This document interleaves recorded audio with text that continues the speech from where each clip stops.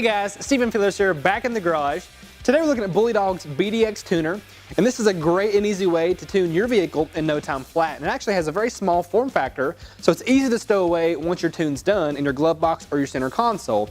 Now you don't have to stow it away if you don't want to. You can still mount it in your dash to keep an eye on those things you want to be monitoring. Now with that said, there are a few things that you should know about the tuner itself. First of all, this one part number is designed for about 700 applications, so in most cases your application will be covered, so just be aware of that. Now with all that out of the way, let's move on to the tune itself. Now moving on to the tune, the first thing you do is plug the device into your OBD2 port. Once you do that, the device will light up and give you new options. So the first thing we have is Program Vehicle, which is where we can set our tune. So we'll go straight in. It'll confirm that this is the VIN number. That is correct, so we'll confirm. Now from here you can either update your device if you needed updates, or you can skip the step. We've already done that, so I will skip this step. Same with the cloud sync. If you had any available tunes in the cloud, you could pull those down now. But in our case, we've already done all of that, so I'm just going to go ahead and hit skip once again. It'll let you know that this is not legal in California, so if you agree with that, go ahead and hit continue. The other option you have here, though, is return to stock. So once you've already done a tune, which we have, you can return the vehicle to stock. So once you take it back into the shop, they're not going to know that you've already flashed the ECU or done anything like that. So that is an option you have, very easy to get to.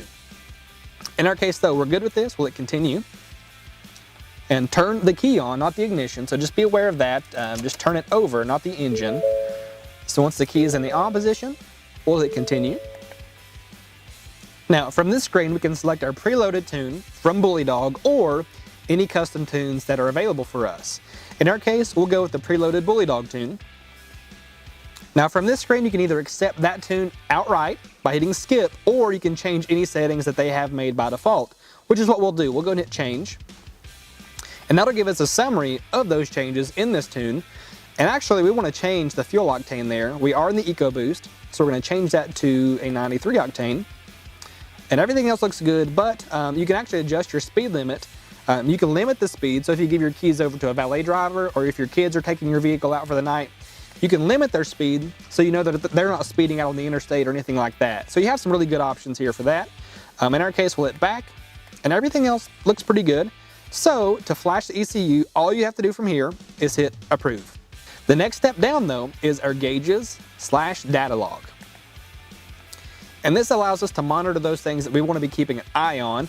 From here it says turn the key on once again. We've already done that, so we'll hit continue. And now we have our gauges. So from here, you can control every option that you see. So if I don't want to be monitoring my boost or my voltage or my coolant temperature, I can change any one of these to something different. So for instance, intake air temperature, I can be viewing that instead, and I can change the units from Fahrenheit to Celsius. Fahrenheit's fine. We'll approve that. And now this bottom option here is giving us the intake air temperature. So you can change these on the fly very easily.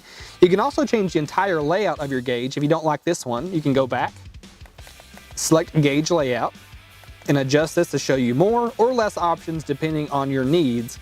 So let me just show you here. Now we're showing 6 different options that we can keep an eye on here. So really cool there.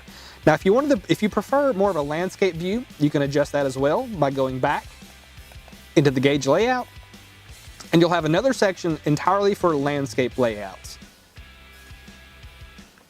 So now everything is in the landscape mode. If you prefer viewing your gauges that way, then that is a great option for you.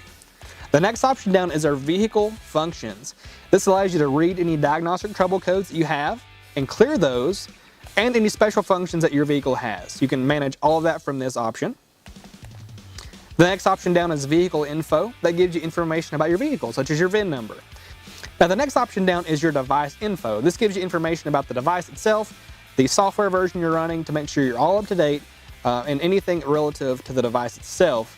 And the next down is our settings. And this is where you can check for updates manually. You can do the cloud file sync manually as well from here. Set up any new Wi-Fi networks. Adjust your brightness, your orientation. If you prefer portrait or landscape mode, you can change that here. Your theme. So if you prefer a dark theme, or if it's at night, you can adjust to something that's easier to read at night, such as a dark theme. So that's a cool option you have. You have power management. You can change your audio. This is actually one of the key things I recommend doing first, is if this is set to on, every time you move up, down, back or forward, or hit anything, it's going to beep. And that may get on your nerves a little bit, so if that's the case, just switch this to off and you're taken care of. It's just that simple. The other option is your startup function. So when you start your vehicle, it can either go straight to your main menu, which it is here, or straight to your gauges. So depending on your tastes, you have some options there. And last but not least is the factory reset. So if anything does go wrong within the device, you can reset this to the factory settings. So the tune's done. Let's talk about now the installation time and the difficulty. So really this is not a traditional install. It really is just plug it into your OBD2 port and you're done there. So really, as far as difficulty goes, I'm going to give this a 2 of 10.